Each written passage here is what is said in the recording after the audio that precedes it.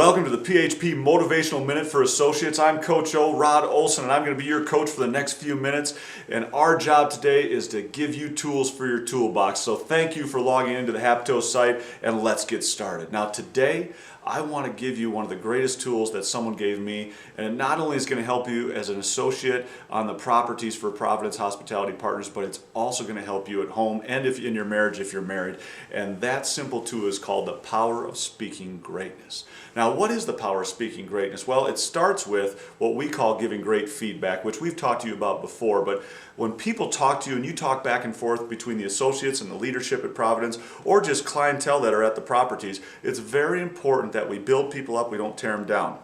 But we live in an era where we've built people up so much that everybody thinks that as long as you're positive, everything works out. But we know as great leaders and coaches and associates here at Providence that not only do we have to build people up, but there are times we do have to critique and speak truth into people. Now, how we do that is vital. And one of the greatest tools that we can use is what we call speaking greatness. Now, here's how you do it. First of all, a compliment is a very good thing, and we call those put-ups. When you give someone a sincere, specific compliment, meaning you tell them they did something well. I'll tell you what, that alone will give people tons of confidence and will take things to another level on the property and will help you too.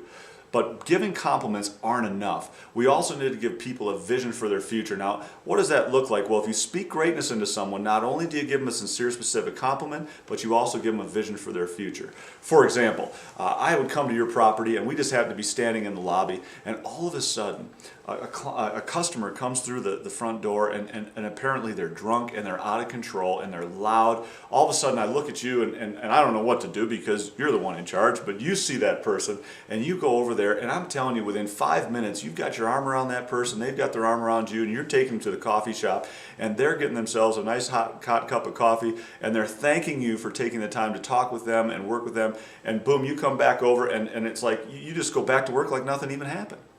Well, all of a sudden I grab you after about 10 minutes, I grab you and I go, hey, I got to tell you, the way you handled that conflict with that person that came through the front door of this property, it was masterful, and I just want to thank you and commend you for how well you did that. But the other thing I want to do is I want to tell you, I'm going to talk to the leadership, perhaps the general manager or even Mr. Storm, and talk about how maybe you should start training other people about the thought process you went through and the techniques you use to calm that person down and handle that situation. Great job. And then I walk away. Now understand this, the put up or the specific compliment I gave you was how you handled the conflict. The vision I gave you for your future and how I spoke greatness into you is that you ought to think about teaching other people and sharing this knowledge. You know, part of speaking greatness is helping people discover their giftings or what they're great at. You know, as an associate here at Providence, that's what we're all about, is help taking people to another level they never thought they could get to by themselves. You know what else happens? My wife says this. Once you start speaking greatness at home and to other people, you'll never go back to the way you used to be. You know, bad coaches, bad leaders, what they do is they talk down to people and they tell the people what they're not doing well and don't do this, don't do that, and get over here and stop doing that. That's not speaking greatness. It doesn't mean we don't critique. It doesn't mean we don't take people to another level. But it does mean that we're going to err on the side as an associate at Providence of speaking greatness into other people, which then in turn takes us to a whole nother level. Now, this has been Rod Olson with Providence Hospitality Partners, and I want to leave you with this challenge. See if you can speak greatness into others on a daily basis. Speak it sideways, which is the people that are at the same level you are, like your spouse and other associates. Speak it downward, which is maybe to your own children, and perhaps people that work underneath you that you supervise. And then lastly, speak it vertically, which is to the people above you. When's the last time you walked into maybe that general manager's office and said, hey, thank you for not micromanaging me, I gotta go. And one more thing.